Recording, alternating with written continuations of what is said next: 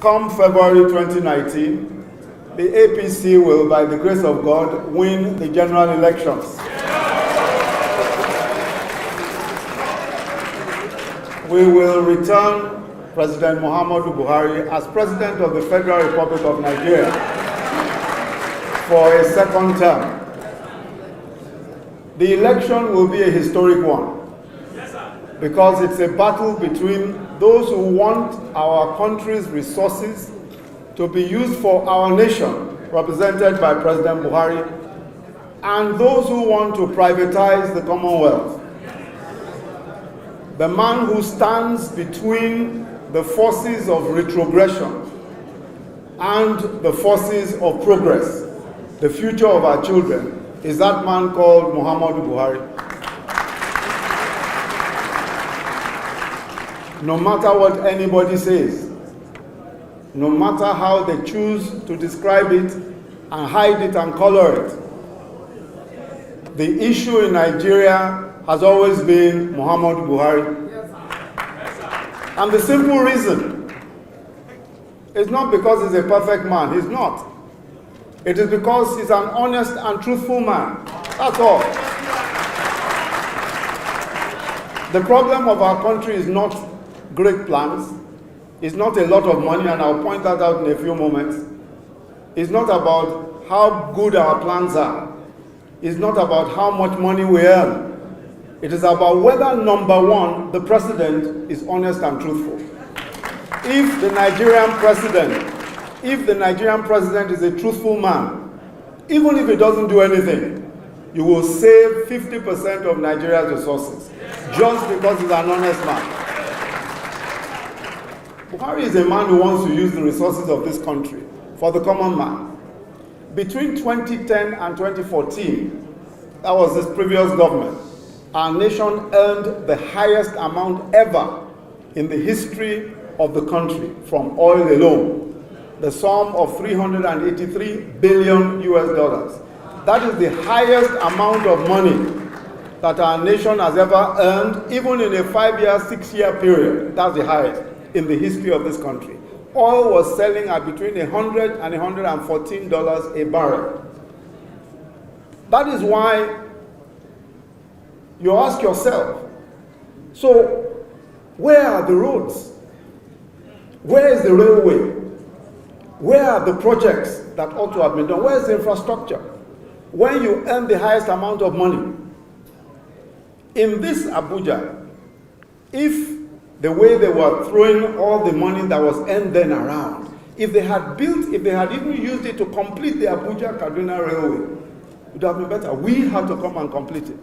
It's our government that completed it. If they had used the money to complete the Abuja light rail, they didn't complete it. It was started years ago, 2005. We had to come and complete it. And we were earning, when we came into office, $30 a barrel with less than 1 million barrels a day sometimes. From 2 million barrels a day at $100 to $114 a barrel.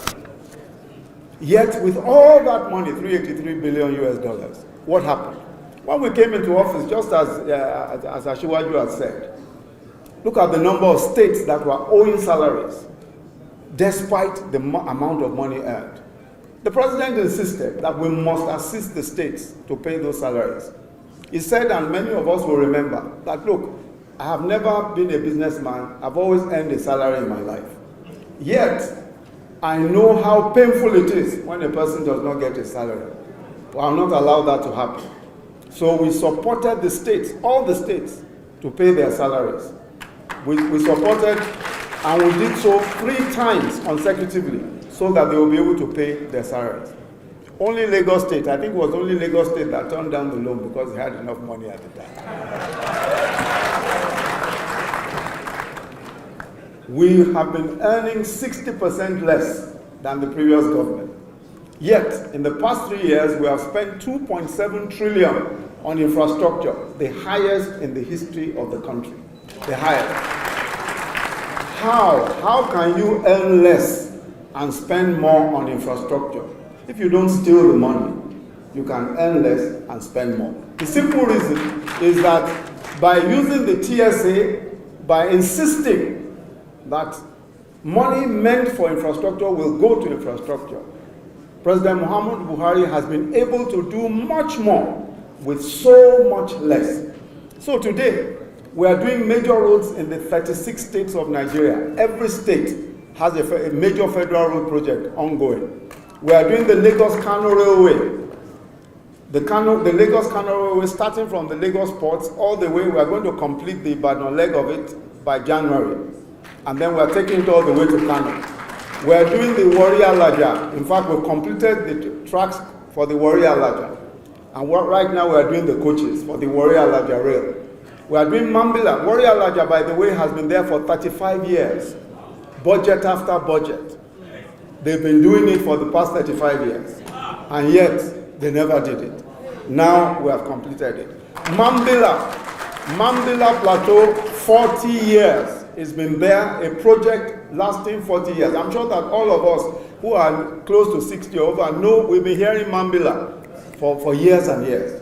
For the first time, Muhammadu Buhari is doing that project, is putting the resources into it, and we will, by the grace of God, complete that project. When you look at all of the rail, Port Harcourt, Maiduguri, you cannot, there is no country that can make progress if you do not have infrastructure, if you don't have railways, if you don't have roads, if you don't have dams of the sort that we are talking about, if you can't increase power, there's no country that can make progress. But you cannot make progress without sacrifice. And that is the lesson that Muhammadu Buhari is teaching us, that we must make some sacrifice. Look at how 383 billion was blown in 4 years. They will create an illusion that there is money. If you are throwing the money, they will create an illusion there is money. But after that, when we came into office, 30 billion was what our external reserve was. After all of that earning, today we are at 44 billion, despite earning 60% less. We are feeding 9.2 million children every single day in 26 states as part of our school feeding program. 9.2 million children every single day. We are giving 2 million petty traders the trader money loan. You see the way they are getting very angry about trader money. Very, very angry. Every time they talk, they just can't, they just get angry. But when you take care of the poor people, only those who are wicked and evil will complain. The trader is the bottom of the rung in our commercial value chain. Is the most hardworking. The petty trader is the most hardworking. Some of them, all their inventory is not up to 2,000 naira. I met a woman who was selling her pomo in the market here in Yanya market here. All her pomo in a bucket. I asked her, how much is this pomo? She says maybe it's about 3,000. All the pomo in the bucket, about 3,000. And then I asked her, how do you make profit? How much profit do you make? She didn't even answer me. She just pointed to another woman whose pomo was in a little bowl to show me that, look, I am a big player here. That's not my 3,000. That's the kind of thing that we see. So the government decided, with the approval of Senate at the time, because these days I hear the Senate president complaining about trader money, they approved at the time. With the approval of the Senate, that we should go ahead and do this, because that's a part of our program. A very important part of our program is that we must give credit to traders, we must give credit to those who are doing small businesses, so that they can improve their businesses, so that they can employ more people, so that they also can prosper and our nation can prosper. This is the reason why we're going around doing the trader money and also what we call market money all over the country. 2 million petty traders. And we're going to continue to do so because our people deserve a better life. We're employing 500,000 graduates under the Empower program. Every month, the 500 graduates are paid. Each of them has a tablet like this. The first 200,000, they have a tablet like this. In that tablet, we have all the training materials.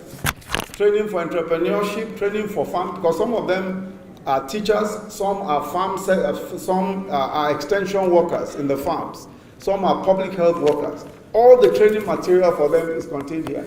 There was a government that tried to recruit less than 1,000 people. and look at the tragedy that occurred.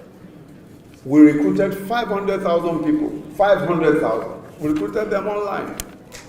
Young Nigerians in every single local government. And every month, we manage the payments every month. We manage even instructions to them every month. This is the kind of thing that our country needs. We need to go the way of technology, and that's exactly where the president is taking us to. We're giving about 300,000 of the poorest Nigerians 5,000 naira every month under a conditional cash transfer.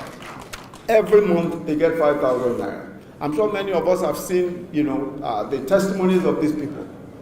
How is this possible? It's because Buhari is the gatekeeper. He has stopped grand corruption. That is why we are doing, with less money, we are doing 5 times more. But that is also why there is a gang up by a discredited elite against him. As you can see for yourself, there is a gang up. Anybody who doesn't see that doesn't know what's going on. There's a gang up. All of them have ganged up against this one man called Muhammadu Buhari. All of them, and they have their collaborators everywhere. They have collaborators in business, in politics, in religion, everywhere.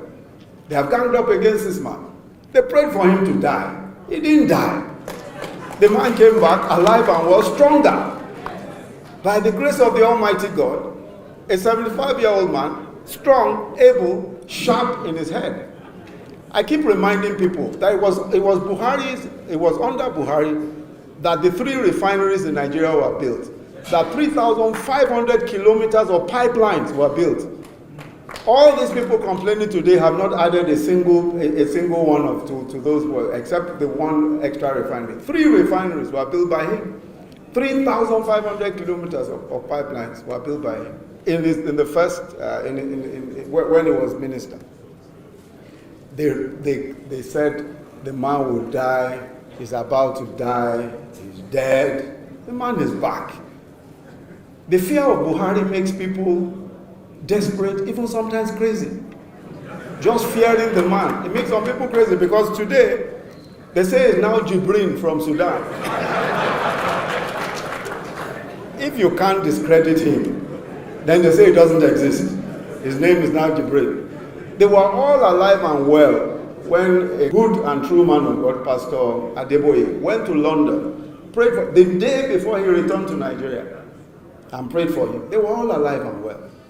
How will one Jibrin sit in Federal Executive Council with all of the memos and all of that, engage every single memo, including the memos he is presenting? How will he consult with his ministers? I speak to him almost every day. They say, but we must not assume that these people are just crazy. No, we mustn't assume that they are just crazy. No. We must go beyond that. We must recognize that their strategy is very simple. If you tell a lie often enough, after a while, people begin to believe. That is what they are trying to achieve. Buhari is not only alive and well, he will, by God's grace, live long and well after his second term in office. Let all of those who are afraid of this man, all of those who every day of their lives are looking for a way of getting rid of this man, for the simple reason that he stands between them and the National Treasury. That's the simple reason. He's the sole person standing there that this National Treasury, I will protect it with everything I have so that the money can be used for the Nigerian people and for Nigerian infrastructure and for our great nation. So let me commend all of us, members of the National Committee of the Buhari support groups. You are the vanguard of the battle for the soul of our nation. And we are going forward. We are going higher. We are going to the next level. God bless Nigeria. God bless the APC.